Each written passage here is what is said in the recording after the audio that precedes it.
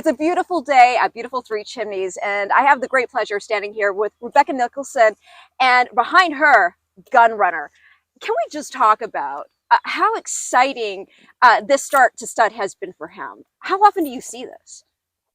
Rarely, I would say. It's been a very exciting start to stud. GunRunner is already the sire of 10 graded stakes winners, 17 stakes winners, and what he's accomplished so far is amazing. Almost $16 million in earnings, six-time Grade 1 winner, Breeders' Cup Classic champion. And not only that, I love the fact that his own dam, Quiet Giant, graded stakes winner, she's a half-sister to a Breeders' Cup champion, Horse of the Year in St. Liam. He's a very well-bred horse, and like you're saying, his dam half to St. Liam, who is Horse of the Year, and he also produced a Horse of the Year. Have the grace! In the spirit of Rachel Alexandra winning the Woodward here by a length over Flat Out. Before he won the Breeders' Cup Classic, the year prior he had run a really good second in the Dirt Mile. Right, a very versatile horse. Six-time Grade 1 winner, Breeders' Cup Classic winner, Pegasus World Cup winner.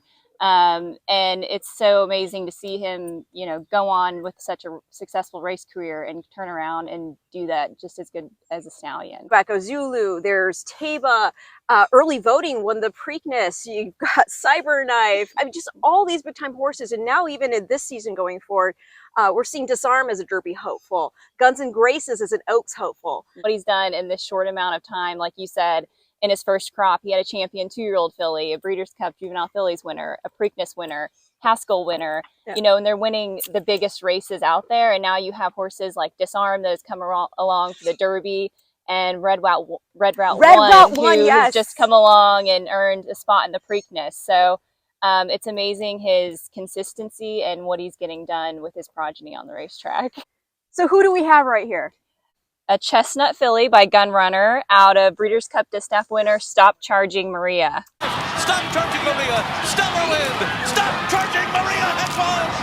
And then it was stellar win second, and they were followed over the line by Caroline. So you breed a stallion like GunRunner, who was not only Horse of the Year, but he amassed over the course of his career nearly $16 million in earnings. She's a 3-time Grade 1 winner, over $3 million in earnings. The expectations for a foal like this are going to be high.